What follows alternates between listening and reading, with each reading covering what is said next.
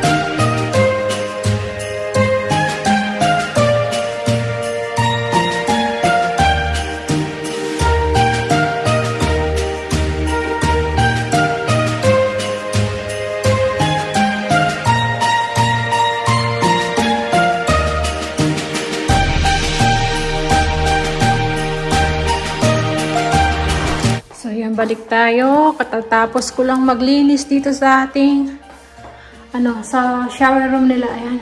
Napalitan ko na. Nailagay ko na yung mga binili natin sa IKEA. Ayan.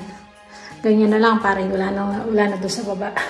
So nakapag-scrub tayo ng tiles hanggang dito. So yung basahan doon wala pa. Basa pa. Nilaban ko kasi bali nagpalit ako ng basahan. Tapos dito rin, ayan. So, yun. Doon napunta yung lagayan dati sa shower room. Nalis ko yung mataas dyan, yung malaki. Nilagay ko sa laundry. So, yan.